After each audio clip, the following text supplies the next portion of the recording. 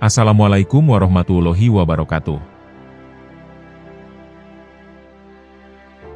Terima kasih, Anda telah kembali di channel YouTube kami. Saluran informasi yang mengkisahkan kisah-kisah Islami, serta kisah para ulama dan kekasih Allah. Pada kesempatan kali ini, kami akan membacakan kisah para waliullah yang terkandung dalam kitab Tadhkiratul Aulia. Seperti apakah isi kitab tersebut? Serta kisah apa sajakah yang ada di dalamnya? Untuk mengetahui jawabannya, simak video kami kali ini hingga akhir.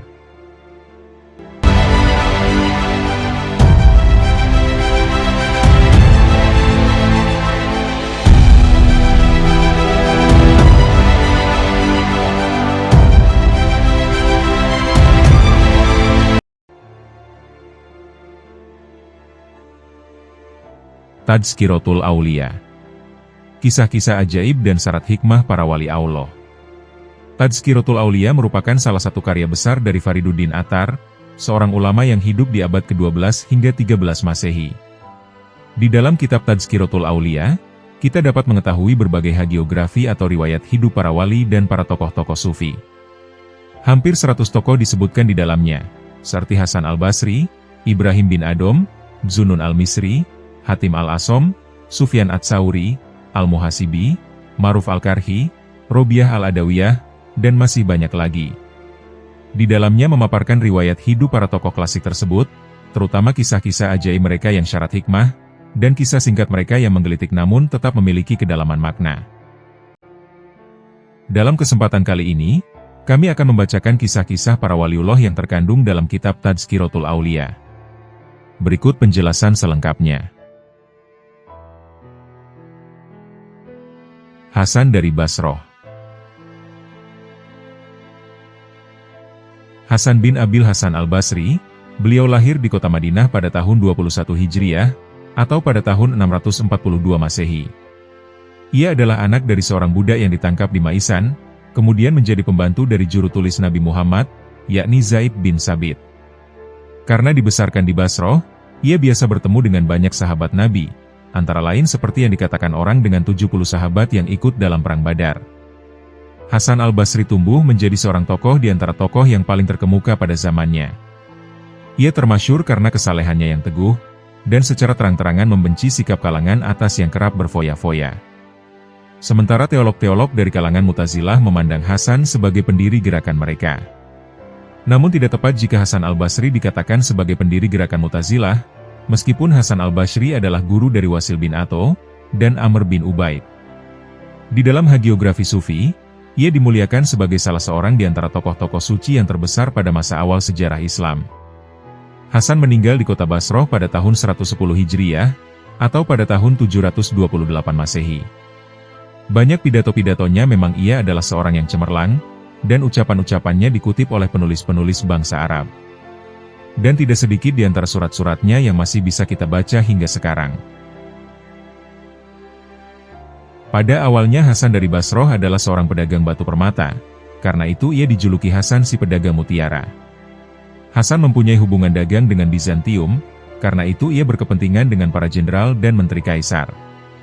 Dalam sebuah peristiwa ketika bepergian ke Bizantium, Hasan mengunjungi Perdana Menteri dan mereka berbincang-bincang beberapa saat. "Jika engkau suka, kita akan pergi ke suatu tempat," ucap si menteri mengajak Hasan. "Terserah kepadamu, kemanapun aku menurut," jawab Hasan. Si menteri memerintahkan agar disediakan seekor kuda untuk Hasan. Si menteri naik ke punggung kudanya, dan Hasan pun melakukan hal yang sama. Setelah itu berangkatlah mereka menuju padang pasir. Sesampainya di tempat tujuan, Hasan melihat sebuah tenda yang terbuat dari brokat Bizantium, diikat dengan tali sutra, dan dipancang dengan tiang emas di atas tanah. Hasan berdiri di jejauhan. Tak berselang lama kemudian, muncullah pasukan tentara perkasa dengan perlengkapan perang yang lengkap. Mereka lalu mengelilingi tenda itu, menggumamkan beberapa patah kata, kemudian pergi. Setelah itu muncul para filsuf dan cendekiawan, yang jumlahnya hampir 400 orang. Mereka mengelilingi tenda itu, menggumamkan beberapa patah kata, kemudian berlalu dari tempat itu. Datang lagi 300 orang tua yang arif bijaksana dan berjanggut putih. Mereka menghampiri dan mengelilingi tenda itu, lalu menggumamkan beberapa patah kata, kemudian berlalu. Akhirnya datang pula lebih dari 200 wanita, yang masing-masing mengusung nampan penuh dengan emas, perak, dan batu permata. Mereka mengelilingi tenda itu, dan menggumamkan beberapa patah kata, kemudian pergi meninggalkannya. Hasan mengisahkan betapa ia sangat heran menyaksikan kejadian-kejadian itu, dan bertanya kepada dirinya sendiri, apakah artinya semuanya itu? Kemudian Hasan al-Basri melanjutkan kisahnya. Ketika kami meninggalkan tempat itu, aku bertanya kepada si Perdana Menteri, dan beliau menjawab, bahwa dahulu Kaisar mempunyai seorang putra yang tampan gagah perkasa, menguasai berbagai cabang ilmu pengetahuan, dan tak terkalahkan di dalam arena pertempuran. Kaisar sangat sayang kepada putranya itu, namun tanpa diduga tiba-tiba si pemuda jatuh sakit parah, hingga semua tabib paling ahli sekalipun tidak mampu menyembuhkan penyakitnya. Akhirnya si pemuda putra mahkota itu meninggal, dan dikuburkan di bawah naungan tenda tersebut, sehingga setiap tahun orang-orang datang berziarah ke kuburannya. Para pasukan tentara yang mula-mula mengelilingi tenda tersebut berkata, "Wahai putra mahkota, seandainya malapetaka yang menimpa dirimu ini terjadi di medan pertempuran, kami semua akan mengorbankan jiwa raga kami untuk menyelamatkanmu. Tetapi malapetaka yang menimpamu ini, datang dari Dia yang tak sanggup kami perangi, dan tak bisa kami tantang." Setelah berucap seperti itu, mereka pun berlalu dari tempat itu. Kemudian giliran para filsuf dan cendekiawan.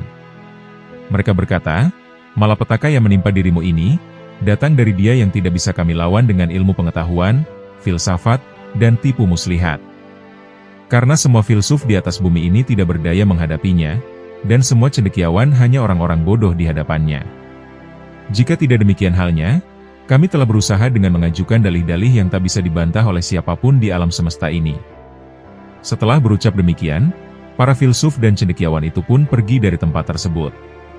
Selanjutnya orang-orang tua yang mulia tampil seraya berkata, "Wahai putra mahkota, seandainya malapetaka yang menimpa dirimu ini bisa dicegah oleh campur tangan orang-orang tua, niscaya kami telah mencegahnya dengan doa-doa kami yang rendah hati ini, dan pastilah kami tidak akan meninggalkan engkau seorang diri di tempat ini. Tetapi malapetaka yang ditimpakan kepadamu ini, datang dari Dia yang sedikit pun tak bisa dicegah oleh campur tangan manusia-manusia yang lemah." Setelah kata-kata itu mereka ucapkan, mereka pun berlalu. Kemudian para wanita dengan nampan-nampan berisi emas dan batu permata datang menghampiri, mengelilingi tenda itu, dan berkata, "Wahai putra Kaisar, seandainya malapetaka yang menimpa dirimu ini bisa ditebus dengan kekayaan dan kecantikan, niscaya kami merelakan diri dan harta kekayaan kami yang banyak ini untuk menebusmu, dan tidak akan kami tinggalkan engkau di tempat ini. Namun malapetaka ini, ditimpakan oleh Dia yang tak bisa dipengaruhi oleh harta kekayaan dan kecantikan." Setelah kata-kata itu mereka ucapkan, mereka pun meninggalkan tempat itu. Terakhir sekali Kaisar beserta Perdana Menteri tampil, masuk ke dalam tenda, dan berkata, "Wahai pelita hati ayahanda, wahai buah hati ayahanda, apakah yang bisa dilakukan oleh ayahanda ini? Ayahanda telah mendatangkan para pasukan tentara yang perkasa, para filsuf dan cendekiawan, para pawang dan penasehat, dan wanita yang jelita, serta harta benda dan segala macam barang-barang berharga. Ayahanda sendiri pun telah datang. Jika semua ini ada manfaatnya, maka ayahanda pasti melakukan segala sesuatu yang dapat ayahanda lakukan. Tetapi malapetaka ini telah ditimpakan kepadamu, oleh Dia yang tidak bisa dilawan oleh ayahanda beserta segala aparat, pasukan, pengawal, harta benda, dan barang-barang berharga ini. Semoga engkau mendapat kesejahteraan, selamat tinggal sampai tahun yang akan datang." Kata-kata ini diucapkan sang Kaisar, kemudian ia berlalu dari tempat itu. Cerita si menteri ini sangat menggugah hati Hasan. Ia tidak bisa melawan dorongan hatinya, dan dengan segera ia bersiap-siap untuk kembali ke negerinya. Sesampainya di kota Basroh, ia bersumpah tidak akan tertawa lagi di atas dunia ini, sebelum mengetahui dengan pasti bagaimana nasib yang akan dihadapinya nanti. Ia melakukan segala macam kebaktian dan disiplin diri, yang tak bisa ditandingi oleh siapapun pada masa hidupnya. Pada suatu hari, Abu Amr, seorang ahli tafsir terkemuka, ia sedang mengajarkan Al-Quran. Tiba-tiba, datanglah seorang pemuda tampan ikut mendengarkan pembahasannya. Abu Amr terpesona memandang sang pemuda, dan secara mendadak lupalah ia akan setiap kata dan huruf dalam Al-Quran. Ia sangat menyesal dan gelisah karena perbuatannya itu. Dalam keadaan seperti ini, pergilah ia mengunjungi Hasan dari Basroh, untuk mengadukan kegalauan hatinya itu. "Wahai guru, begitulah kejadiannya. Setiap kata dan huruf Al-Quran telah hilang dari ingatanku, ucap Abu Amr bercerita sambil menangis dengan sedih. Hasan begitu terharu mendengar keadaan Abu Amr, dan kemudian beliau berkata kepadanya, "Sekarang ini adalah musim haji, pergilah ke tanah suci, dan tunaikan ibadah haji. Sesudah itu pergilah ke Masjid Haif, sebab di sana engkau akan bertemu dengan seorang tua. Jangan engkau langsung menyapanya, tetapi tunggulah sampai keasyikannya beribadah selesai. Setelah itu, barulah engkau mohonkan agar ia mau berdoa untukmu." Abu Amr pun menuruti nasihat Hasan al-Basri. Di pojok ruangan Masjid Haif, Abu Amr melihat seorang tua yang pantas dimuliakan, dan beberapa orang yang duduk mengelilingi dirinya. Beberapa saat kemudian masuklah seorang lelaki yang berpakaian putih bersih. Orang-orang itu memberi jalan kepadanya, mengucapkan salam, dan setelah itu mereka pun berbincang-bincang dengan dia. Ketika waktu sholat telah tiba, lelaki tersebut minta diri untuk meninggalkan tempat itu. Tidak berapa lama kemudian, yang lain-lainnya pun ikut pergi pula, sehingga yang tinggal di tempat itu hanyalah si orang tua tadi. Abu Amr menghampirinya, dan mengucapkan salam. "Dengan nama Allah, tolonglah diriku ini," ucap Abu Amr berkata sambil menangis, yang kemudian menerangkan duka cita yang menimpa dirinya. Si orang tua sangat prihatin mendengar penuturan Abu Amr tersebut, lalu menengadahkan kepala, dan berdoa. Belum lagi ia merendahkan kepalanya, Abu Amr mengisahkan, "Semua kata dan huruf Al-Quran telah dapat kuingat kembali, sehingga aku pun bersujud di depannya karena begitu syukurnya. Siapa yang telah menyuruhmu untuk menghadap kepadaku?" kata orang tua itu bertanya kepada Abu Amr. "Hasan dari Basroh," jawab Abu Amr. "Jika seseorang telah mempunyai imam seperti Hasan, mengapa ia memerlukan imam yang lain? Tapi baiklah, Hasan telah menunjukkan siapa diriku ini, dan kini akan kutunjukkan siapakah dia sebenarnya. Ia telah membuka selubung diriku, dan kini kubuka pula selubung dirinya." Kemudian orang tua itu meneruskan, "Lelaki yang berjubah putih tadi, yang datang ke sini setelah waktu sholat asar, dan yang terlebih dahulu meninggalkan tempat ini, serta dihormati orang-orang lain tadi, ia adalah Hasan. Setiap hari setelah melakukan sholat asar di Basroh ia berkunjung ke sini, berbincang-bincang bersamaku, dan kembali lagi ke Basroh untuk sholat maghrib di sana. Jika seseorang telah mempunyai imam seperti Hasan, mengapa ia masih merasa perlu memohonkan doa dari diriku ini?" Hasan mempunyai tetangga yang bernama Simeon, seorang penyembah api. Suatu hari Simeon jatuh sakit, dan ajalnya hampir tiba. Sahabat-sahabat meminta agar Hasan sudi mengunjunginya. Akhirnya Hasan pun pergi menjenguk Simeon yang terbaring di atas tempat tidur, dan badannya telah kelam karena api dan asap. "Takutlah kepada Allah, engkau telah menyia-nyiakan seluruh usiamu di tengah-tengah api dan asap," ucap Hasan menasehati. "Ada 3 hal yang telah mencegahku untuk menjadi seorang muslim," jawab Simeon penyembah api. "Yang pertama adalah kenyataan bahwa walaupun kalian membenci keduniawian, tapi siang dan malam kalian mengejar harta kekayaan. Yang kedua, kalian mengatakan bahwa mati adalah suatu kenyataan yang harus dihadapi, namun kalian tidak bersiap-siap untuk menghadapinya. Yang ketiga, kalian mengatakan bahwa wajah Allah akan terlihat, namun hingga saat ini kalian melakukan segala sesuatu yang tidak diridainya." "Inilah ucapan dari manusia-manusia yang sungguh-sungguh mengetahui," jawab Hasan. "Jika orang-orang muslim berbuat seperti yang engkau katakan, apa pulakah yang hendak engkau katakan? Mereka mengakui keesaan Allah sedang engkau menyembah api selama 70 tahun, dan aku tak pernah berbuat seperti itu. Jika kita sama-sama terseret ke dalam neraka, api neraka akan membakar dirimu dan diriku. Tetapi jika diizinkan Allah, api tidak akan berani menghanguskan sehelai rambut pun pada tubuhku. Hal ini adalah karena api diciptakan Allah, dan segala ciptaannya tunduk kepada perintahnya. Walaupun engkau menyembah api selama 70 tahun, marilah kita bersama-sama menaruh tangan kita ke dalam api, agar engkau dapat menyaksikan sendiri betapa api itu sesungguhnya tak berdaya, dan betapa Allah itu Maha Kuasa." Setelah berkata demikian, Hasan memasukkan tangannya ke dalam api, namun sedikit pun ia tidak cedera atau terbakar. Menyaksikan hal ini Simeon terheran-heran, sehingga fajar pengetahuan terlihat olehnya. "Selama 70 tahun aku telah menyembah api, kini hanya dengan 1 atau 2 hembusan nafas saja yang tersisa. Apakah yang harus kulakukan?" keluh Simeon kepada Hasan al-Basri. "Jadilah seorang muslim," jawab Hasan. "Jika engkau memberiku sebuah jaminan tertulis, bahwa Allah tidak akan menghukum diriku, barulah aku akan menjadi muslim." Tanpa jaminan itu, aku tidak sudi memeluk agama Islam, kata Simeon. Hasan kemudian segera membuat surat jaminan. Kini susulah orang-orang yang jujur di kota Basroh, untuk memberikan kesaksian mereka di atas surat jaminan tersebut. Simeon mencucurkan air mata, dan menyatakan dirinya sebagai seorang Muslim. Kepada Hasan ia sampaikan wasiatnya yang terakhir, setelah aku mati, mandikanlah aku dengan tanganmu sendiri, kuburkanlah aku, dan selipkan surat jaminan ini di tanganku. Surat ini akan menjadi bukti bahwa aku adalah seorang Muslim. Setelah berwasiat demikian, ia lalu mengucap 2 kalimat syahadat, dan menghembuskan nafasnya yang terakhir. Mereka memandikan jenazah Simeon, mensolatkannya, dan menguburkannya dengan sebuah surat jaminan di tangannya. Malam harinya Hasan pergi tidur sambil merenungi apa yang telah dilakukannya itu.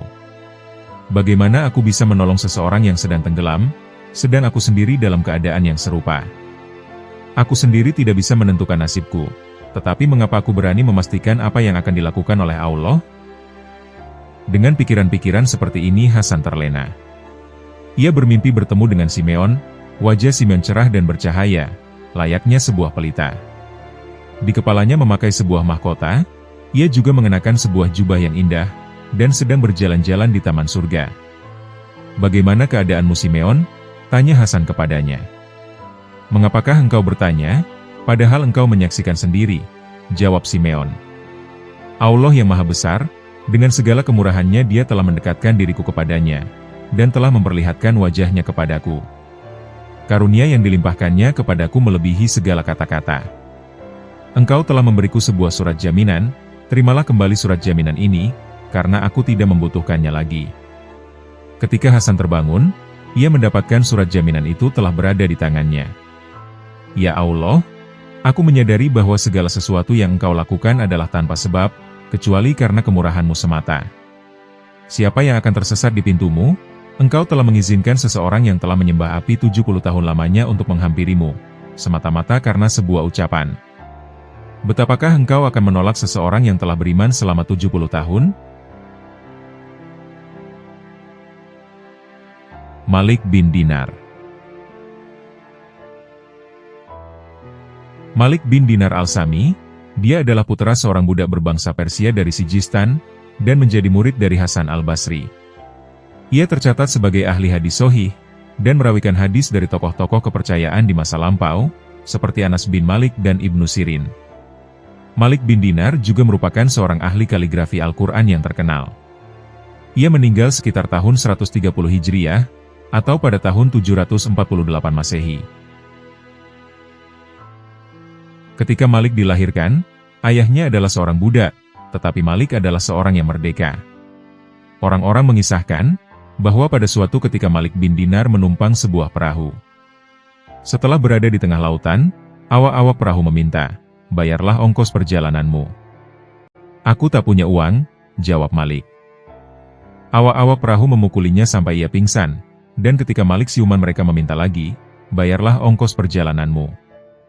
Aku tidak punya uang, jawab Malik sekali lagi. Dan untuk kedua kalinya, mereka memukulinya lagi sampai pingsan.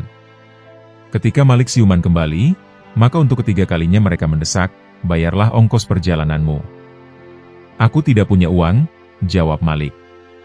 Ayo kita usir dan lemparkan dia ke laut, ucap pelaut-pelaut itu berseru.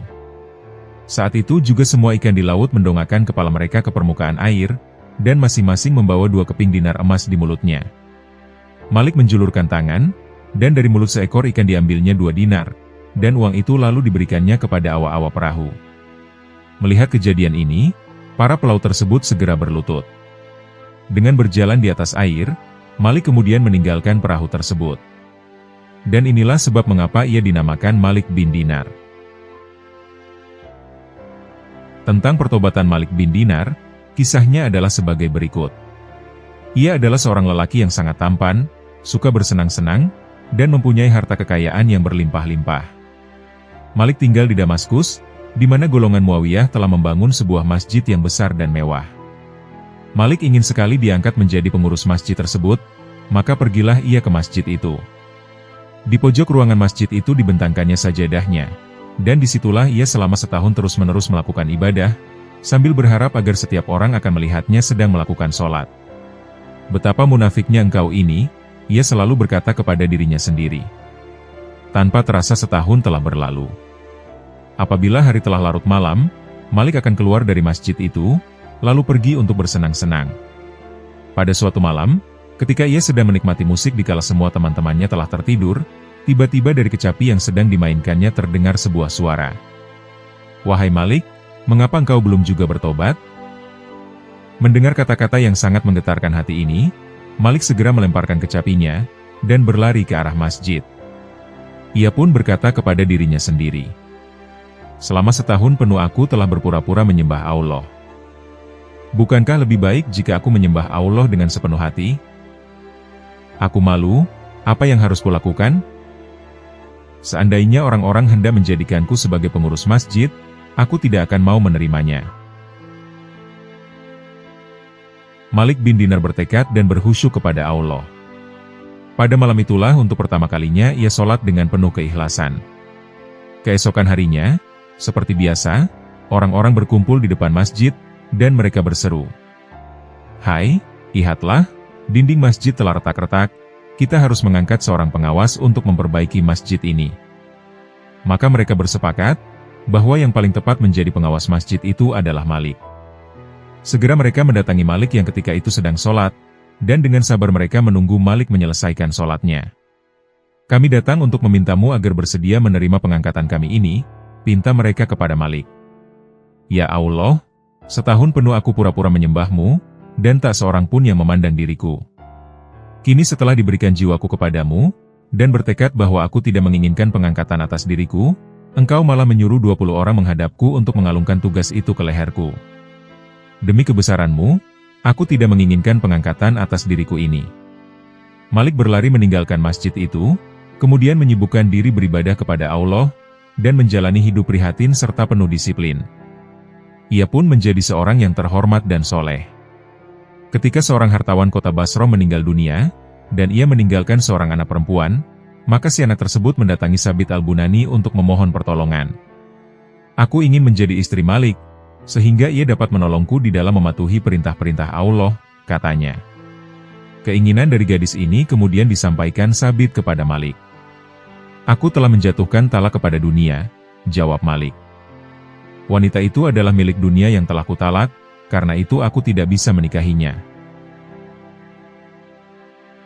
Ada seorang pemuda tetangga Malik, perilakunya sangat berandal, dan mengganggu ketentraman. Malik sering terganggu oleh perilaku si pemuda berandal ini, tapi dengan sabar ia menunggu, agar ada orang lain yang tampil untuk menegur si pemuda tersebut. Namun orang-orang menghadap Malik dengan keluhan-keluhan mereka terhadap si pemuda. Maka pergilah Malik mendatangi pemuda itu dan meminta agar ia mengubah tingkah lakunya. Dengan bandel dan seenaknya si pemuda menjawab, "Aku adalah kesayangan Sultan, dan tidak seorang pun bisa melarang atau mencegahku untuk berbuat sekehendak hatiku. Aku akan mengadu kepada Sultan," ucap Malik mengancam. "Sultan tidak akan menyalahkan diriku," jawab si pemuda. "Apapun yang kulakukan, Sultan akan menyukainya." "Baiklah, jika Sultan tidak bisa berbuat apa-apa, maka aku akan mengadu kepada Yang Maha Pengasih," ancam Malik sambil menunjuk ke atas. "Kepada Allah, ia terlalu pengasih untuk menghukum diriku ini," jawab si pemuda. Jawaban ini membuat Malik bungkam, tak bisa berkata apa-apa, lalu si pemuda ditinggalkannya. Beberapa hari berlalu, dan tingkah si pemuda benar-benar telah kelewat batas. Sekali lagi Malik pergi untuk menegur si pemuda, tetapi di tengah perjalanan Malik mendengar seruan yang ditujukan kepadanya. "Jangan engkau sentuh sahabatku itu." Masih dalam keadaan terkejut dan gemetar, Malik menjumpai si pemuda. Melihat kedatangan Malik, si pemuda membentak, "Apa pula yang telah terjadi, sehingga engkau datang ke sini untuk kedua kalinya?" Malik menjawab, "Kali ini aku datang bukan untuk mencela tingkah lakumu. Aku datang semata-mata untuk menyampaikan kepadamu, bahwa aku telah mendengar seruan yang mengatakan tentangmu." Si pemuda berseru, "Kalau begitu, maka rumahku ini akan kujadikan sebagai tempat untuk beribadah kepadanya, dan aku tidak peduli lagi dengan semua harta kekayaanku ini." Setelah berkata demikian, ia pun pergi dan meninggalkan segala sesuatu yang dimilikinya, serta memulai pengembaraan di atas dunia ini. Malik mengisahkan, bahwa beberapa lama kemudian di kota Mekah, ia berjumpa dengan pemuda tersebut dalam keadaan terlunta-lunta menjelang akhir hayatnya. Ia adalah sahabatku, aku akan menemui sahabatku, ucap si pemuda dengan terengah-engah. Setelah berkata demikian, ia lalu menghembuskan nafasnya yang terakhir. Telah bertahun-tahun mulut Malik tidak dilewati makanan yang manis maupun yang asam. Setiap malam ia pergi ke tukang roti, dan membeli 2 potong roti untuk berbuka puasa. Kadang-kadang roti yang dibelinya itu masih terasa hangat, dan ini menghibur hatinya, dan dianggapnya sebagai perangsang selera. Pada suatu hari Malik jatuh sakit, dan ia sangat ingin makan daging. 10 hari lamanya keinginan itu dapat dikekangnya. Ketika ia tidak bisa bertahan lebih lama lagi, maka pergilah ia ke toko makanan, untuk membeli 2-3 potong kaki domba, dan menyembunyikan kaki domba itu di lengan bajunya.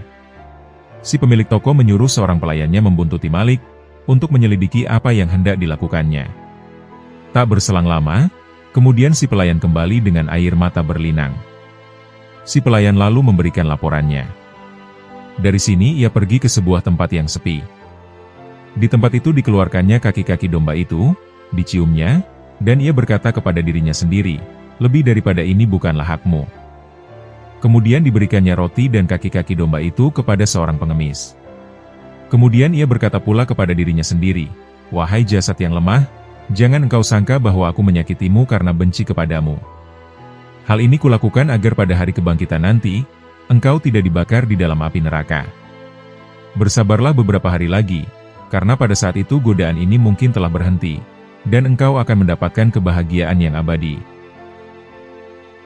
Pada suatu ketika Malik bin Dinar berkata, aku tidak mengerti apakah maksudnya ucapan, jika seseorang tidak makan daging selama 40 hari, maka kecerdasan akalnya akan berkurang.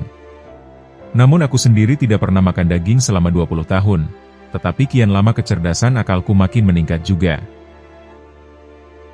Selama 40 tahun Malik tinggal di kota Basroh, dan selama itu pula ia tidak pernah makan buah kurma yang segar. Apabila musim kurma tiba, ia berkata, wahai penduduk kota Basroh, saksikanlah betapa perutku tidak menjadi kempis karena tidak makan buah kurma, dan betapa perut kalian tidak gembung karena setiap hari makan buah kurma. Namun setelah 40 tahun lamanya, batinnya diserang kegelisahan. Betapapun usahanya, namun keinginannya untuk makan buah kurma segar tidak bisa dikekangnya lagi. Akhirnya setelah beberapa hari berlalu, keinginan tersebut kian menjadi-jadi, walaupun tak pernah dikabulkannya, hingga akhirnya Malik tak berdaya untuk menolak desakan nafsu itu. Aku tidak mau makan buah kurma, lebih baik aku dibunuh atau mati, ucapnya menyangkal keinginannya sendiri. Malam itu terdengarlah suara yang berkata, engkau harus makan buah kurma, bebaskan jasadmu dari kungkungan. Mendengar suara ini, jasadnya yang merasa memperoleh kesempatan itu mulai menjerit-jerit. Jika engkau menginginkan buah kurma, berpuasalah terus-menerus selama 1 minggu, dan sholatlah sepanjang malam, setelah itu barulah akan kuberikan buah kurma kepadamu, ucap Malik kepada jasadnya. Ucapan ini membuat jasadnya senang. Seminggu penuh ia sholat sepanjang malam, dan berpuasa setiap hari. Setelah itu ia pergi ke pasar, membeli beberapa buah kurma, kemudian pergi ke masjid untuk memakan buah kurma itu. Namun dari loteng sebuah rumah, ada seorang bocah berseru, ayah, seorang Yahudi membeli kurma, dan ia hendak memakannya di dalam masjid. Apa pula yang hendak dilakukan Yahudi itu di dalam masjid? Ucap si ayah menggerutu, dan bergegas untuk melihat siapakah Yahudi yang dimaksud anaknya itu. Tetapi begitu melihat Malik, ia lantas berlutut, apakah artinya kata-kata yang diucapkan anak itu? Ucap Malik mendesak. Maafkanlah ya guru, kata si ayah memohon. Ia masih anak-anak dan tidak mengerti. Di sekitar sini banyak orang-orang Yahudi. Kami selalu berpuasa, dan anak-anak kami menyaksikan beberapa orang-orang Yahudi makan di siang hari. Oleh karena itu, mereka berpendapat bahwa setiap orang yang makan di siang hari adalah seorang Yahudi. Apa-apa yang telah diucapkannya, semua itu adalah karena kebodohannya, maka maafkanlah dia. Mendengar penjelasan tersebut, Malik sangat menyesal. Ia menyadari bahwa anak itu telah didorong Allah untuk mengucapkan kata-kata itu. Ya Allah, sebuah kurma pun belum sempat kumakan, dan engkau menyebutku Yahudi melalui lidah seorang anak yang tak berdosa. Seandainya kurma-kurma ini sempat termakan olehku, niscaya engkau akan menyatakan diriku sebagai seorang kafir. Demi kebesaranmu, aku bersumpah tidak akan memakan buah kurma untuk selama-lamanya. Habib Al-Ajami. Habib bin Muhammad al-Ajami al-Basri, dia adalah seorang Persia yang tinggal di Basroh. Habib al-Ajami adalah seorang ahli hadis terkenal, yang banyak meriwayatkan hadis-hadis dari Hasan al-Basri, Ibnu Sirin, dan tokoh-tokoh terpercaya lainnya. Pertobatannya dari kehidupan yang ugal-ugalan dan berfoya-foya, adalah karena dalil-dalil yang dikemukakan oleh Hasan al-Basri dengan sedemikian fasihnya. Habib al-Ajami sering mengikuti pengajian-pengajian yang disampaikan oleh Hasan al-Basri, sehingga akhirnya ia menjadi salah seorang sahabat beliau yang paling akrab. Awalnya Habib adalah seorang yang kaya raya, dan ia suka membanggakan uang. Ia menetap di kota Basroh, dan setiap hari berkeliling kota untuk menagih piutang-piutangnya. Bila tidak memperoleh angsuran dari langganannya, maka ia akan menuntut uang ganti rugi, dengan dalih alas sepatunya yang menjadi aus di perjalanan. Dan dengan cara seperti inilah Habib menutupi biaya hidupnya sehari-hari. Pada suatu hari, Habib pergi ke rumah seorang yang berhutang kepadanya. Namun yang hendak ditemuinya sedang tak ada di rumah, maka Habib menagih utang kepada istri orang tersebut. "Suamiku tak ada di rumah," istri orang yang berhutang itu berkata kepadanya, "Aku tak memiliki apapun untuk diberikan kepadamu. Tetapi kami telah menyembelih seekor kambing, dan lehernya masih tersisa. Dan jika engkau mau, maka akan kuberikan kepadamu." "Boleh, kalau begitu cepat masaklah," ucap si lintah darah menjawab. Ia berpikir, bahwa setidaknya ia bisa mengambil leher kambing itu, dan membawanya pulang ke rumah. "Namun aku tak punya roti dan minyak," si wanita menjawab. "Baiklah, aku akan mengambil minyak dan roti, tapi untuk semua itu engkau harus membayar gantinya pula," ucap Habib al-Ajami. Lalu ia pun pergi untuk mengambil minyak dan roti. Kemudian si wanita segera memasaknya di dalam belanga. Setelah matang dan hendak dituangkan ke dalam mangkuk, seorang pengemis datang mengetuk pintu. "Bila yang kami miliki kami berikan kepadamu, engkau pun tidak akan menjadi kaya, tapi kami sendiri yang malah akan menjadi miskin," ucap Habib yang datang sambil menghardik si pengemis. Si pengemis yang kecewa, ia memohon kepada si wanita agar ia mau memberikan sekedar makanan kepadanya. Si wanita segera membuka tutup belanga, ternyata semua isinya telah berubah menjadi darah hitam. Melihat hal ini, wajahnya menjadi pusat pasi. Segera ia memanggil Habib, dan menarik lengannya untuk memperlihatkan isi belanga itu kepadanya. "Lihatlah apa yang telah menimpa diri kita karena ribamu yang terkutuk, dan perlakuanmu kepada si pengemis." Si wanita lalu menangis sambil berkata, "Apa yang akan terjadi pada diri kita di atas dunia ini, apa pula di akhirat nanti?"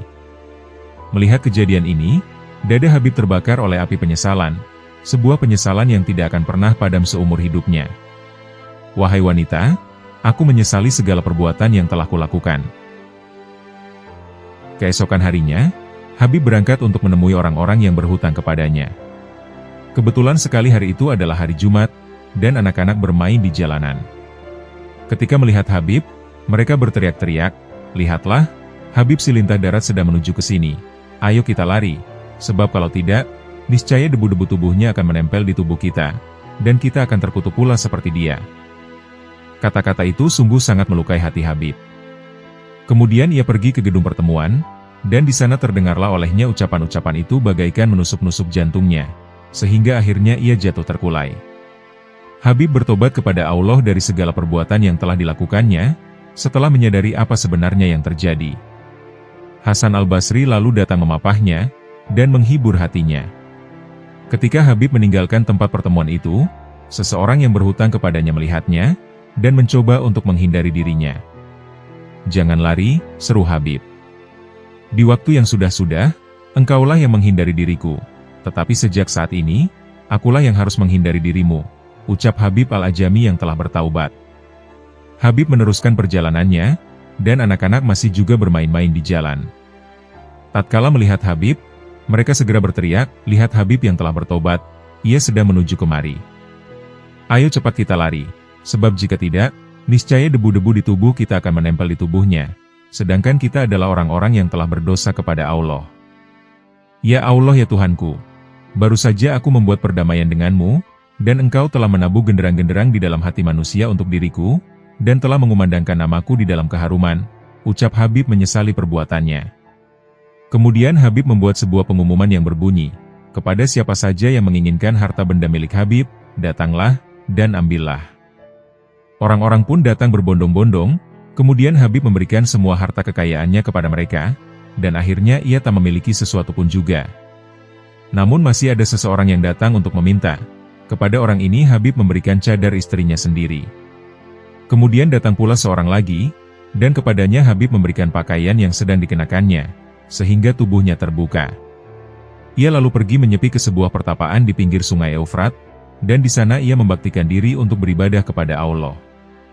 Siang malam ia belajar di bawah bimbingan Hasan al-Basri, namun betapapun juga ia tetap tidak bisa menghafal Al-Quran, dan karena itulah ia dijuluki Ajami, atau si orang barbar.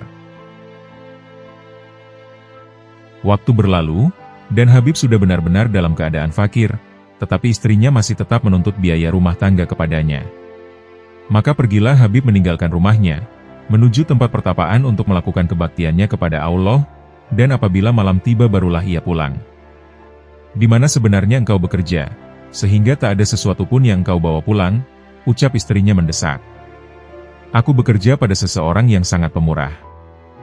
Sedemikian pemurahnya ia sehingga aku malu meminta sesuatu kepadanya. Apabila saatnya nanti pasti ia akan memberi, karena seperti apa katanya sendiri, 10 hari sekali aku akan membayar upahmu, jawab Habib. Demikianlah setiap hari Habib pergi ke pertapaannya untuk beribadah kepada Allah. Pada waktu sholat zuhur di hari yang ke-10, sebuah pikiran mengusik batinnya. Apakah yang akan kubawa pulang malam nanti? Apakah yang harus kukatakan kepada istriku? Lama ia termenung di dalam perenungannya itu. Tanpa sepengetahuannya, Allah yang Maha Besar telah mengutus pesuruh-pesuruhnya ke rumah Habib. Yang seorang membawakan gandum sepemikul keledai, yang lain membawa seekor domba yang telah dikuliti, dan yang terakhir membawa minyak madu, rempah-rempah dan bumbu-bumbu. Semua itu mereka pikul, disertai seorang pemuda gagah yang membawa sebuah kantong berisi 300 dirham perak. Sesampainya di rumah Habib, si pemuda mengetuk pintu. Apakah maksud kalian datang kemari? Tanya istri Habib setelah membukakan pintu. Majikan kami telah menyuruh kami untuk mengantarkan barang-barang ini. Sampaikanlah kepada Habib, bila engkau melipat gandakan jerih payahmu, maka kami akan melipat gandakan upahmu, ucap pemuda gagah itu menjawab. Setelah berkata demikian, mereka semua pun pergi. Setelah matahari terbenam Habib berjalan pulang, ia merasa malu dan sedih. Dan ketika hampir sampai ke rumah, terciumlah olehnya bau roti dan masakan-masakan. Dengan berlari, istrinya datang menyambut, menghapus keringat di wajahnya, dan bersikap lembut kepadanya, sesuatu yang tak pernah dilakukannya di waktu yang sudah-sudah. Wahai suamiku, majikanmu adalah seorang yang sangat baik dan pengasih. Lihatlah segala sesuatu yang telah dikirimkannya kemari, melalui seorang pemuda yang gagah dan tampan. Pemuda itu berpesan, bila Habib pulang, katakanlah kepadanya, bila engkau melipat gandakan jerih payahmu, maka kami akan melipat gandakan upahmu, jelas sang istri kepada Habib. Mendengar berita tersebut, membuat Habib terheran-heran, dan berkata, sungguh menakjubkan, baru 10 hari aku bekerja, sudah sedemikian banyak imbalan yang dilimpahkannya kepadaku, apa pula lah yang akan dilimpahkannya nanti?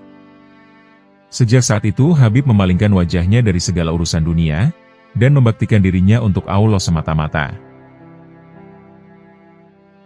Pada suatu hari seorang wanita tua datang kepada Habib, merebahkan dirinya di depan Habib dengan sangat memelas hati.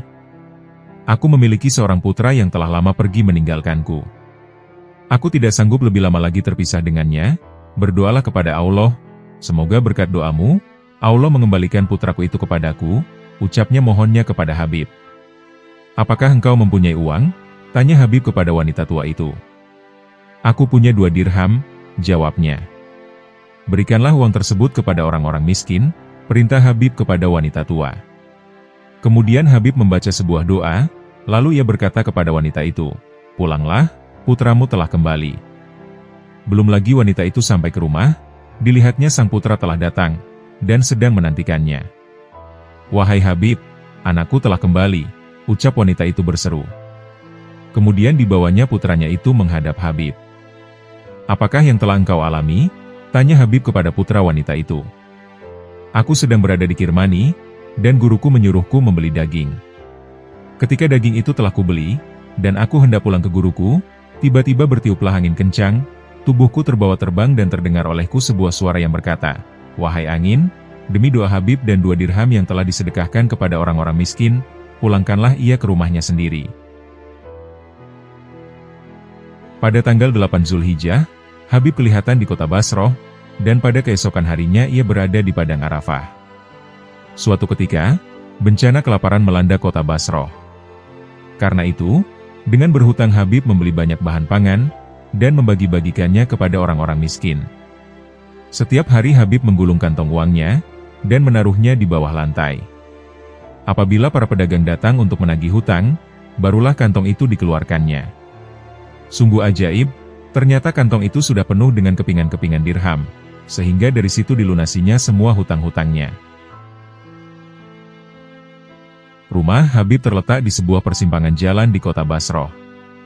Ia mempunyai sebuah jubah bulu, yang selalu dipakainya baik di musim panas maupun di musim dingin. Suatu ketika Habib hendak bersuci, jubah yang dipakainya itu dilepaskannya, dan dengan seenaknya dilemparkannya ke atas tanah. Tidak berapa lama kemudian Hasan al-Basri lewat di tempat itu. Melihat jubah Habib yang tergeletak di atas jalan, ia bergumam, "Dasar Habib seorang barbar, tak peduli berapa harga jubah bulu ini. Jubah yang seperti ini tidak boleh dibiarkan saja di tempat ini, nanti bisa-bisa hilang." Hasan berdiri di tempat itu untuk menjaga jubah tersebut, dan tidak lama kemudian Habib pun kembali. "Wahai imam kaum muslimin, mengapakah engkau berdiri di sini?" ucap Habib menyapa Hasan setelah memberi salam kepadanya. "Tahukah engkau, bahwa jubah seperti ini tidak boleh ditinggalkan di tempat begini, sebab nanti bisa-bisa hilang. Katakan, kepada siapakah engkau menitipkan jubah ini?" tanya Hasan al-Basri. "Kutitipkan kepada dia, yang selanjutnya menitipkannya kepadamu," jawab Habib. Pada suatu hari, Hasan al-Basri berkunjung ke rumah Habib, dan disuguhi 2 potong roti gandum serta sedikit garam. Hasan sudah bersiap-siap hendak menyantap hidangan itu, tetapi seorang pengemis datang, dan Habib menyerahkan kedua potong roti beserta garam itu kepadanya. Hasan al-Basri terheran-heran, lalu berkata, "Habib, engkau memang seorang manusia budiman, tetapi alangkah baiknya seandainya engkau memiliki sedikit pengetahuan. Engkau mengambil roti yang telah engkau suguhkan ke ujung hidung tamu, lalu memberikan semuanya kepada seorang pengemis. Seharusnya engkau memberikan sebagian kepada si pengemis, dan sebagian lagi kepada tamumu." Mendengar ucapan tersebut, Habib tidak memberikan jawaban. Tidak lama kemudian, seorang budak datang sambil membawa sebuah nampan. Di atas nampan tersebut ada daging domba panggang, panganan yang manis-manis, dan uang 500 dirham perak. Si budak menyerahkan nampan tersebut ke hadapan Habib, kemudian Habib membagi-bagikan uang tersebut kepada orang-orang miskin, dan menempatkan nampan tersebut di samping Hasan al-Basri. Ketika Hasan mengenyam daging panggang itu, Habib berkata kepadanya, "Wahai guru, engkau adalah seorang manusia budiman, tetapi alangkah baiknya seandainya engkau memiliki sedikit keyakinan, sebab pengetahuan harus disertai dengan keyakinan." Pada suatu hari, ketika perwira-perwira Hajjaj mencari-cari Hasan al-Basri, ia sedang bersembunyi di dalam pertapaan Habib. "Apakah engkau telah melihat Hasan pada hari ini?" tanya mereka kepada Habib. "Ya, aku telah melihatnya," jawab Habib. "Di manakah Hasan pada saat ini?" tanya mereka. "Di dalam pertapaan ini," jawab Habib. Para perwira tersebut memasuki pertapaan Habib dan melakukan penggeledahan, namun mereka tidak berhasil menemukan Hasan. "7 kali tubuhku tersentuh oleh mereka, namun mereka tidak melihat diriku," ujar Hasan mengisahkan. Ketika hendak meninggalkan pertapaan itu, Hasan mencela Habib. "Wahai Habib, engkau adalah seorang murid yang tidak berbakti kepada guru, sebab engkau telah menunjukkan tempat persembunyianku. Wahai guru, karena aku berterus terang, dan berkat itulah engkau bisa selamat. Dan jika tadi aku berdusta, niscaya kita berdua sama-sama tertangkap," terang Habib. "Ayat-ayat apakah yang telah engkau bacakan, sehingga mereka tidak melihat diriku?" tanya Hasan al-Basri. "Aku membaca ayat kursi 10 kali, Rasul beriman 10 kali, dan katakanlah Allah itu Esa 10 kali. Setelah itu aku berkata, Ya Allah, telah kutitipkan Hasan al-Basri kepadamu, dan oleh karena itu jagalah dia." Suatu saat Hasan ingin pergi ke suatu tempat. Ia lalu menyusuri tebing-tebing sungai Tigris sambil merenung-renung. Tiba-tiba Habib muncul di tempat itu. "Wahai Imam, mengapa engkau berada di sisi?" ucap Habib bertanya. Aku ingin pergi ke suatu tempat, namun perahu belum juga datang, jawab Hasan. Wahai guru, apakah yang telah terjadi pada dirimu? Aku telah mempelajari segala hal yang kuketahui dari dirimu. Buanglah rasa iri kepada orang-orang lain dari dalam dadamu, tutuplah matamu dari kesenangan-kesenangan dunia, sadarilah bahwa penderitaan adalah sebuah karunia yang sangat berharga, dan sadarilah bahwa segala urusan berpulang kepada Allah semata-mata. Setelah itu, turunlah, dan berjalanlah di atas air. Selesai berkata demikian, Habib menginjakkan kaki ke permukaan air, dan meninggalkan tempat itu. Melihat kejadian ini, Hasan al-Basri merasa pusing dan jatuh pingsan. Ketika ia siuman, orang-orang bertanya kepadanya, "Wahai imam kaum muslim, apakah yang telah terjadi pada dirimu?" "Baru saja muridku Habib mencela diriku. Setelah itu ia berjalan di atas air dan meninggalkan diriku. Sedang aku tidak bisa berbuat apa-apa. Jika di akhirat nanti sebuah suara menyerukan, lewatilah jalan yang berada di atas api yang menyala-nyala. Sedang hatiku masih lemah seperti sekarang ini, apakah dayaku?" Di kemudian hari Hasan al-Basri bertanya kepada Habib, "Wahai Habib, bagaimana engkau mendapatkan kesaktian-kesaktian itu?" Habib menjawab, "Dengan memutihkan hatiku, sementara engkau menghitamkan kertas." Hasan al-Basri berkata, "Pengetahuanku tidak memberi manfaat kepada diriku sendiri, tetapi kepada orang lain." Robiah al-Adawiyah. Robiah binti Ismail al-Adawiyah, ia berasal dari keluarga miskin, dan sejak kecil ia tinggal di Basroh. Di kota ini namanya sangat harum sebagai seorang manusia suci dan seorang pengkhotbah. Dia sangat dihormati oleh orang-orang soleh semasanya. Mengenai kematiannya ada berbagai pendapat, yakni pada tahun 135 Hijriyah, atau pada tahun 752 Masehi, atau tahun 185 Hijriyah, atau pada tahun 801 Masehi. Robiah al-Adawiyah yang seumur hidupnya tidak pernah menikah, dianggap mempunyai peran yang besar dalam memperkenalkan cinta Allah ke dalam Islam tasawuf. Orang-orang mengatakan bahwa ia dikuburkan di dekat kota Yerusalem. Jika seorang bertanya, "Mengapa engkau mensejajarkan Robiah dengan kaum lelaki?" Maka jawabanku adalah, bahwa Nabi sendiri pernah berkata, "Sesungguhnya Allah tidak memandang rupa kamu, dan yang menjadi masalah bukanlah bentuk, tetapi niat." Seperti yang dikatakan Nabi, manusia-manusia akan dimuliakan sesuai dengan niat di dalam hati mereka. Selanjutnya, apabila kita boleh menerima 2/3 ajaran agama dari Aisyah, maka sudah tentu kita boleh pula menerima petunjuk-petunjuk agama dari pelayan pribadinya itu. Apabila seorang perempuan berubah menjadi seorang laki-laki di jalan Allah, maka ia sejajar dengan kaum laki-laki dan kita tidak bisa menyebutnya sebagai seorang perempuan lagi. Pada malam Robiah dilahirkan ke atas dunia, tidak ada sesuatu barang berharga yang bisa ditemukan di dalam rumah orang tuanya, karena ayahnya adalah seorang yang sangat miskin. Si ayah bahkan tidak mempunyai minyak barang setetes pun untuk mengoles pusar putrinya itu, mereka tidak punya lampu, dan tidak punya kain untuk menyelimuti Robiah. Si ayah telah memperoleh 3 orang putri dan Robiah adalah putrinya yang keempat. Itulah sebabnya mengapa ia dinamakan Robiah. "Pergilah kepada tetangga kita si Fulan, dan mintalah sedikit minyak sehingga aku bisa menyalakan lampu," istrinya berkata kepadanya. Tetapi si suami telah bersumpah, bahwa ia tidak akan meminta sesuatu pun dari manusia lain. Maka pergilah ia, pura-pura menyentuhkan tangannya ke pintu rumah tetangga tersebut lalu kembali lagi ke rumahnya. Mereka tidak mau membukakan pintu, ia melaporkan kepada istrinya sesampainya di rumah. Istrinya yang malang menangis sedih. Dalam keadaan yang serba memprihatinkan itu si suami hanya dapat menekurkan kepala ke atas lutut dan terlena. Di dalam tidurnya, ia bermimpi melihat Nabi. Nabi membujuknya, "Janganlah engkau bersedih, karena bayi perempuan yang baru dilahirkan itu adalah ratu kaum wanita dan akan menjadi penengah bagi 70.000 orang di antara kaumku." Kemudian Nabi meneruskan, "Besok, pergilah engkau menghadap Isa Az-Zadan, gubernur Basroh. Di atas sehelai kertas, tuliskan kata berikut ini, setiap malam engkau mengirimkan sholawat 100 kali kepadaku, dan setiap malam Jumat 400 kali. Kemarin adalah malam Jumat, tetapi engkau lupa melakukannya. Sebagai penebus kelalaianmu itu, berikanlah kepada orang ini 400 dinar yang telah engkau peroleh secara halal." Ketika terbangun dari tidurnya, ayah Robiah mengucurkan air mata. Ia pun bangkit dan menulis seperti yang telah dipesankan Nabi kepadanya, dan mengirimkannya kepada gubernur melalui pengurus rumah tangga istana.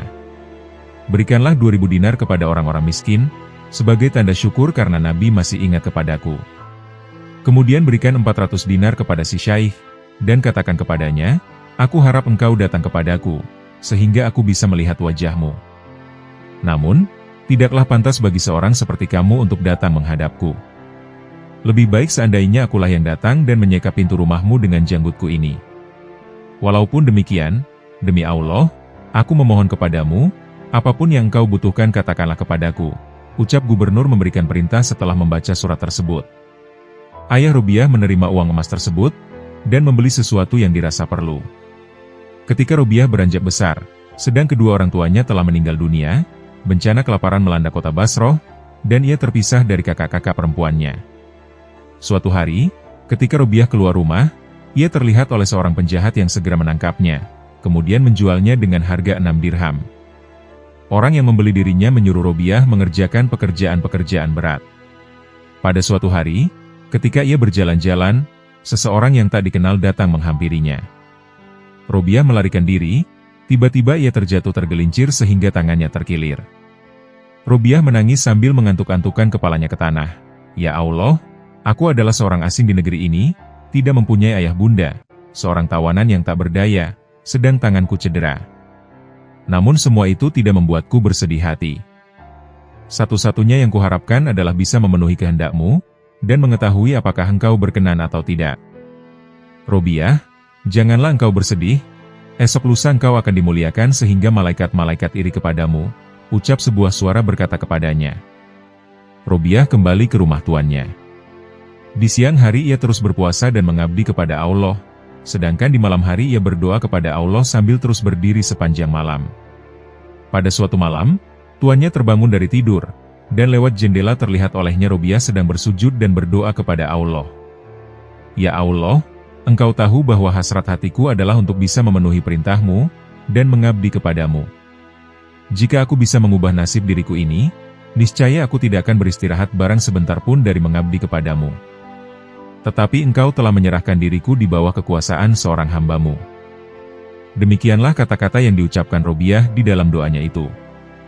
Dengan mata kepalanya sendiri, si majikan menyaksikan betapa sebuah lentera tanpa rantai tergantung di atas kepala Robiah, sedang cahayanya menerangi seluruh rumah.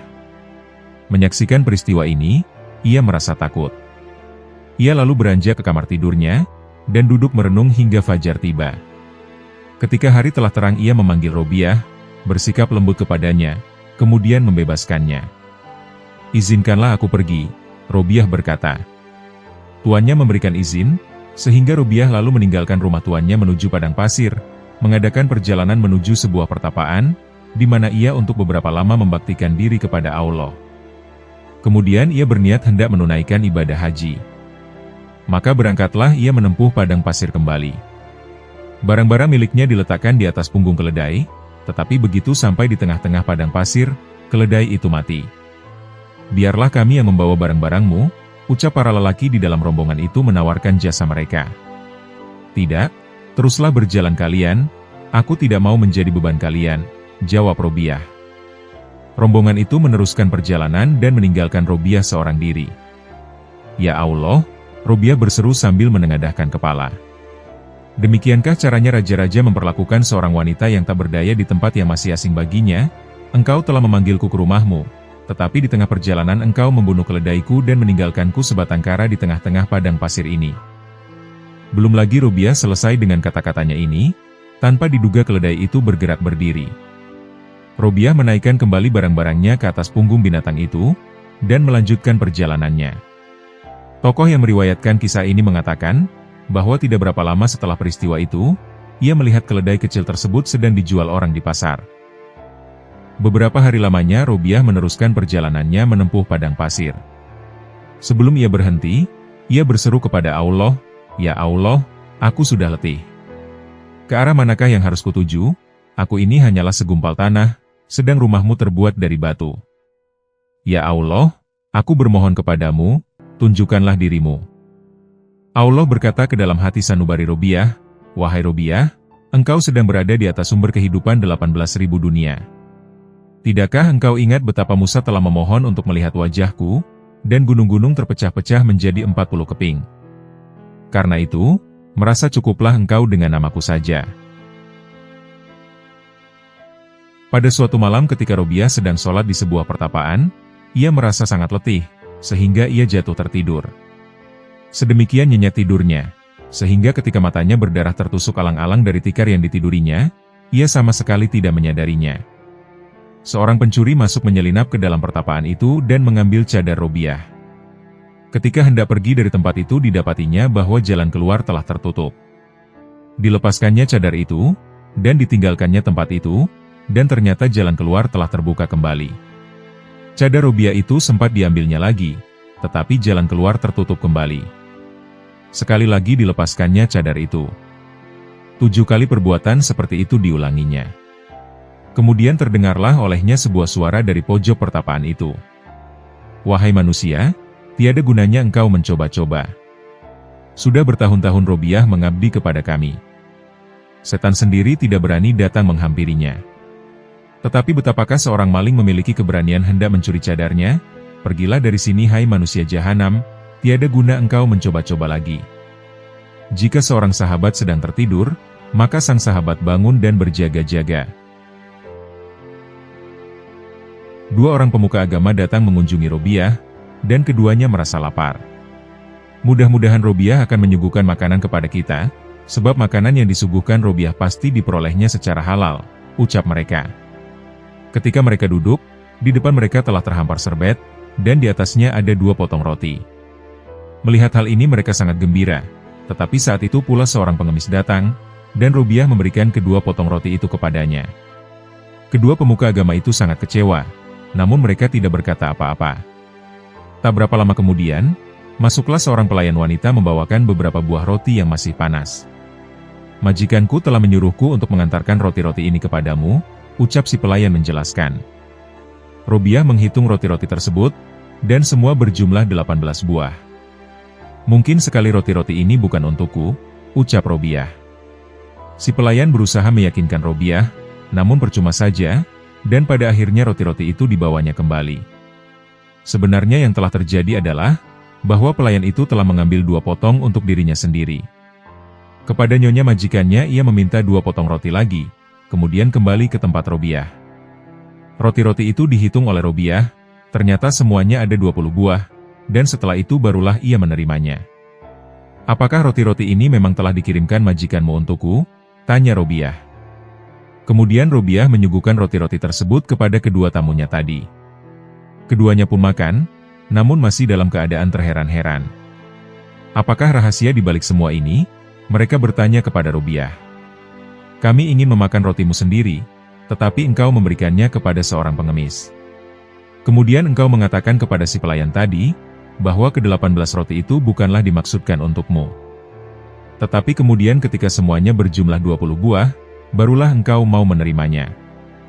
Robiah menjawab, sewaktu kalian datang, aku tahu bahwa kalian sedang lapar.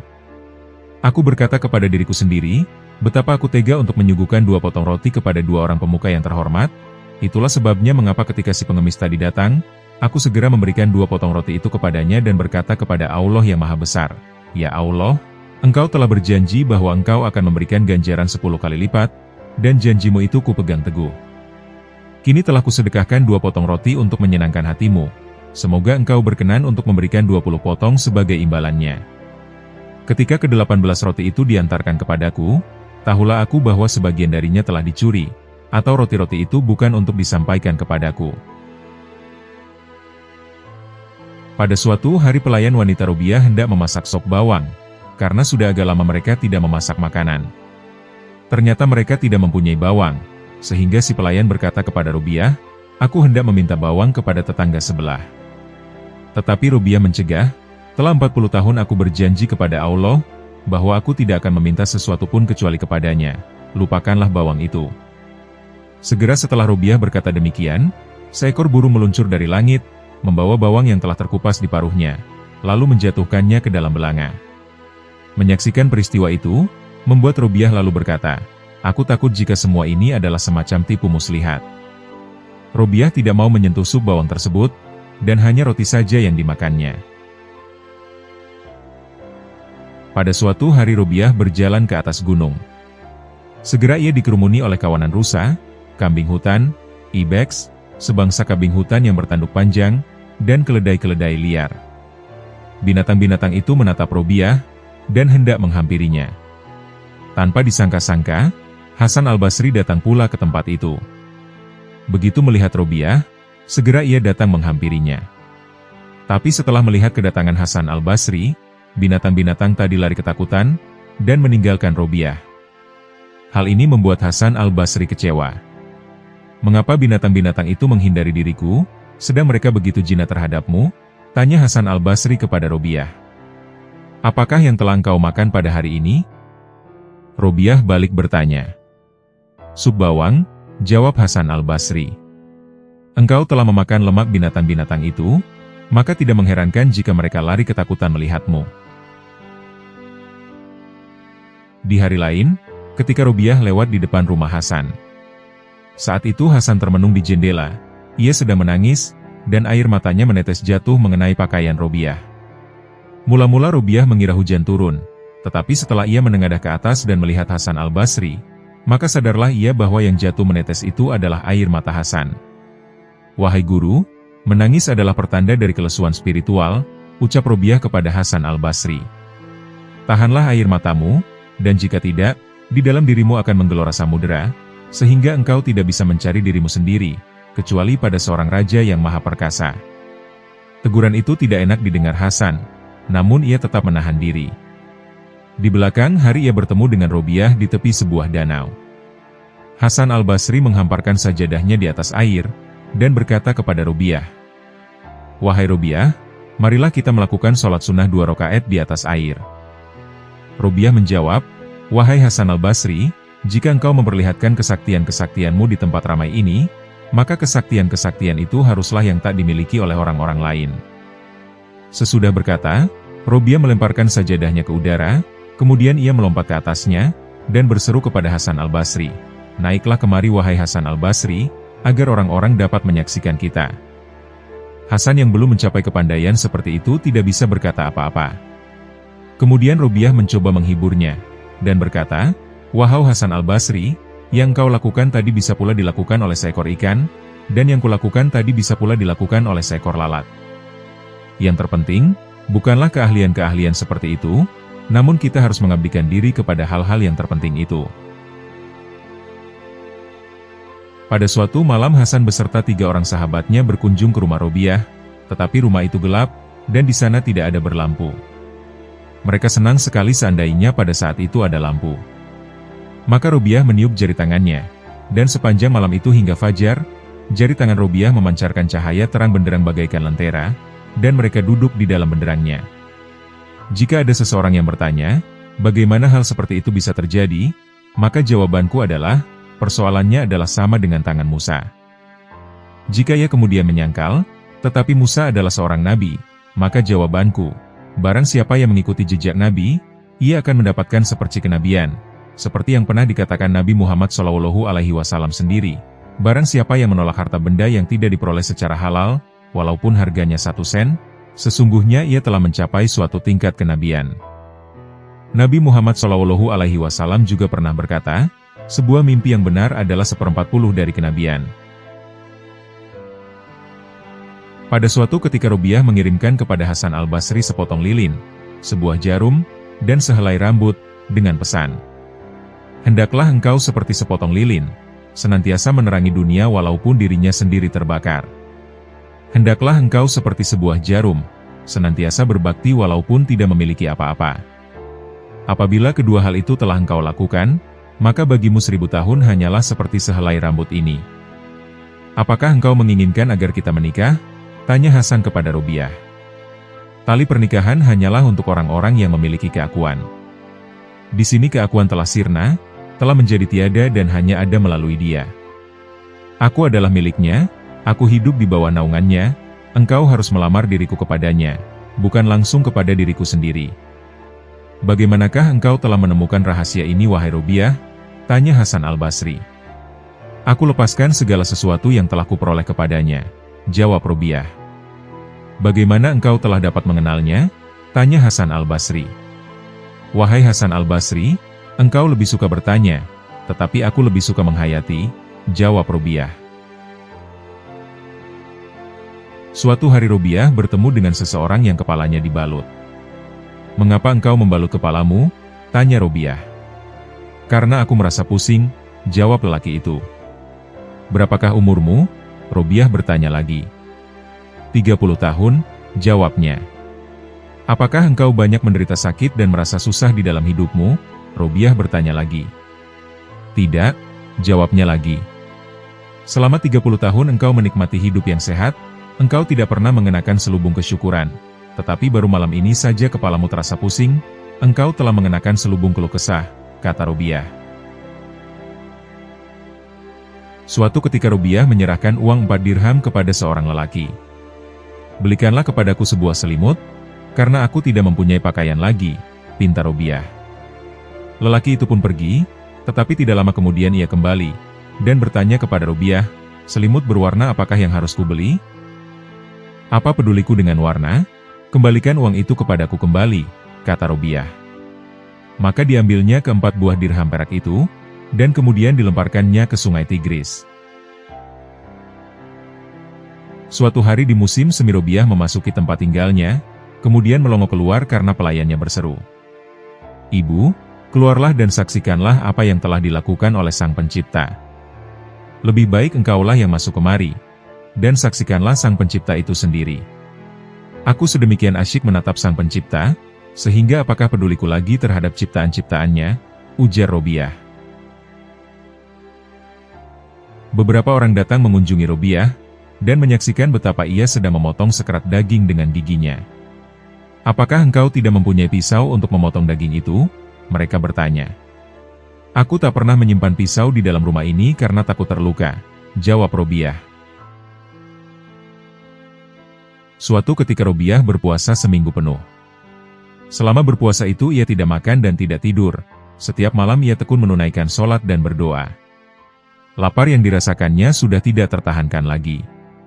Seorang tamu masuk rumah Robiah membawa semangkuk makanan, dan Robiah menerima makanan itu, kemudian ia pergi mengambil lampu.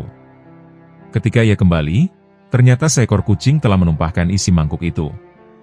Akan kuambil kendi air, dan aku akan berbuka puasa, ucap Robiah. Ketika ia kembali dengan sekendi air, ternyata lampu telah padam. Ia hendak meminum air kendi itu di dalam kegelapan, tetapi kendi itu terlepas dari tangannya dan jatuh, pecah berantakan. Robiah meratap dan mengeluh sedemikian menyayat hati, seolah-olah sebagian rumahnya telah dimakan api. Robiah menangis dan berkata, Ya Allah, apakah yang telah engkau perbuat terhadap hamba-Mu yang tak berdaya ini? Berhati-hatilah wahai Robiah, janganlah engkau sampai mengharapkan bahwa aku akan menganugerahkan semua kenikmatan dunia kepadamu, sehingga pengabdianmu kepadaku terhapus dari dalam hatimu.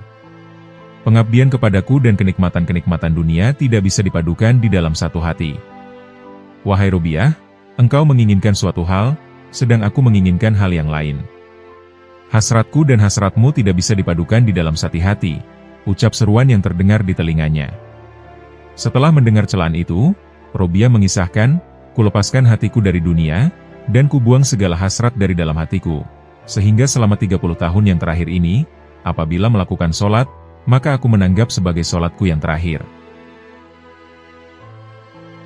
Beberapa orang mengunjungi Robiah untuk mengujinya. Mereka ingin memergoki Robiah mengucapkan kata-kata yang tidak dipikirkannya terlebih dahulu. Segala macam kebajikan telah dibagi-bagikan kepada kepala kaum lelaki.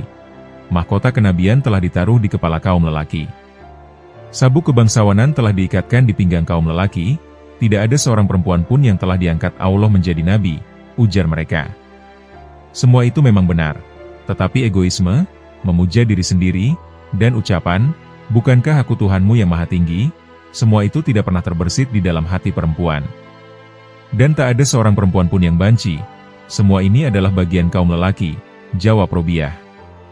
Ketika Robiah menderita sakit yang parah, kepadanya ditanyakan apakah penyebab penyakitnya itu. Aku telah menatap surga, dan Allah telah menghukum diriku, jawab Robiah. Kemudian Hasan al-Basri pun datang untuk mengunjungi Robiah. Aku mendapatkan salah seorang di antara pemuka-pemuka kota Basroh berdiri di pintu pertapaan Robiah. Ia hendak memberikan sekantong emas kepada Robiah, dan ia menangis, ujar Hasan mengisahkan. Aku bertanya kepadanya, mengapakah engkau menangis? Aku menangis karena wanita suci zaman ini, jawabnya. Karena jika berkah kehadirannya tidak ada lagi, celaka umat manusia. Aku telah membawakan uang sekedar untuk biaya perawatannya, ia melanjutkan, tetapi aku khawatir kalau Robiah tidak mau menerimanya. Bujuklah Robiah, agar ia mau menerima uang ini.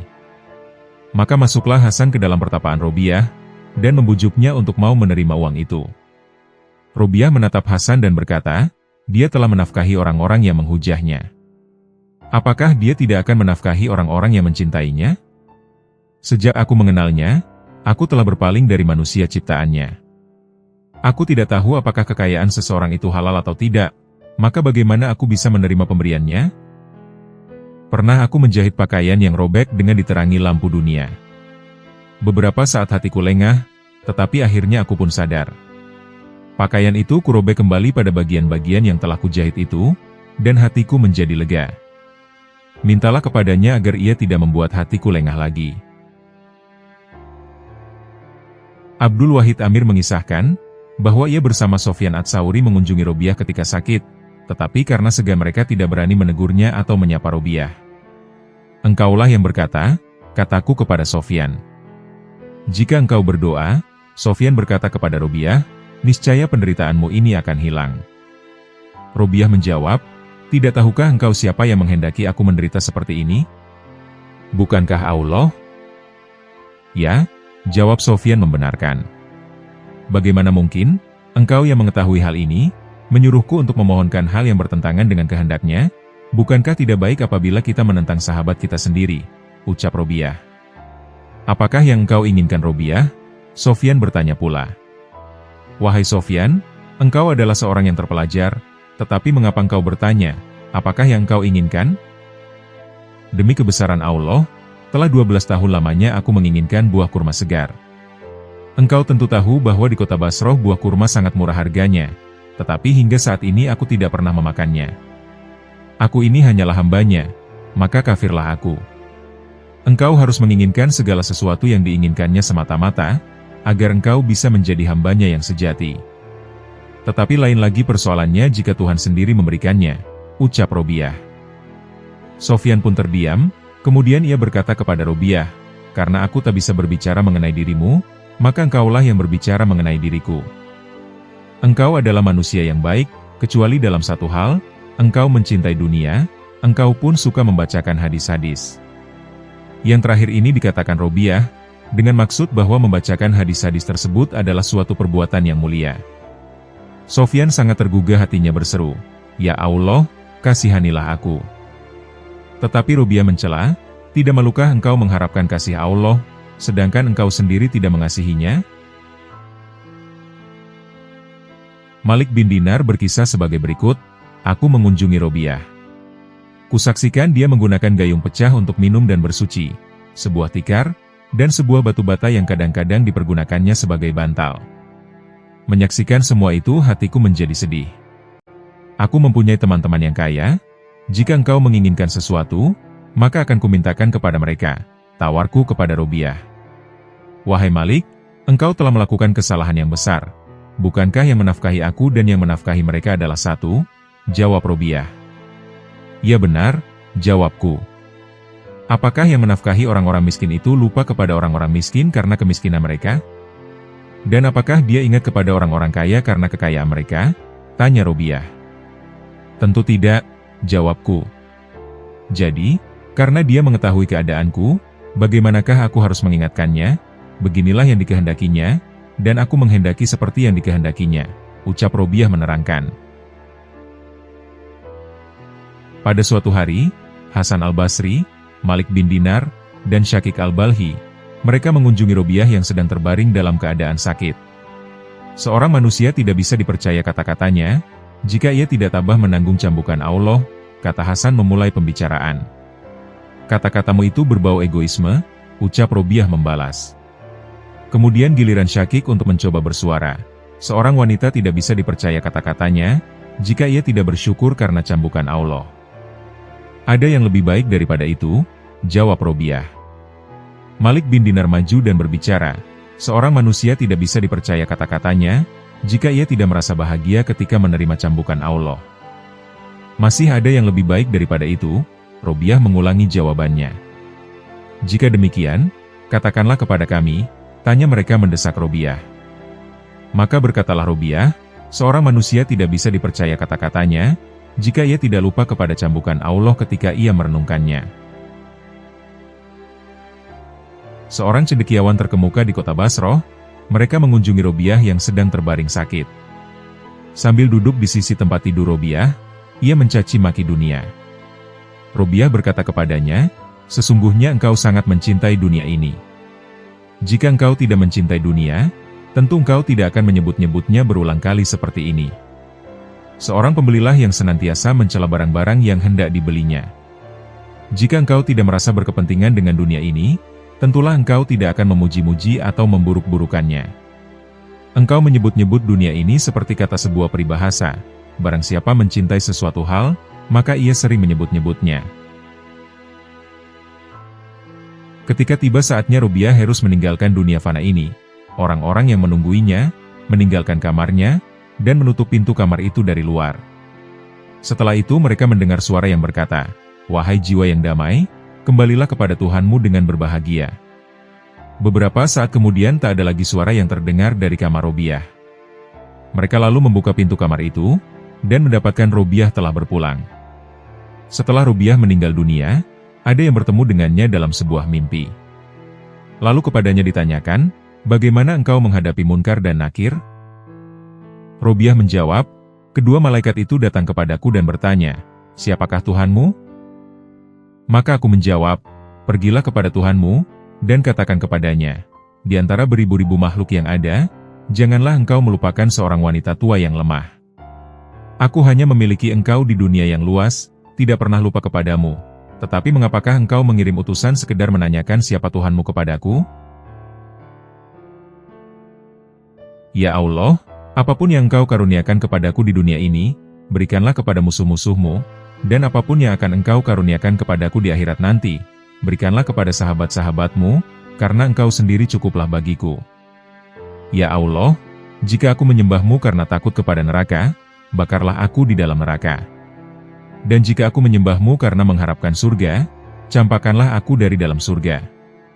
Tetapi jika aku menyembahmu demi engkau semata, janganlah engkau enggan memperlihatkan keindahan wajahmu yang abadi kepadaku. Ya Allah, semua jerih dan semua hasratku di antara kesenangan-kesenangan dunia ini adalah untuk mengingat engkau.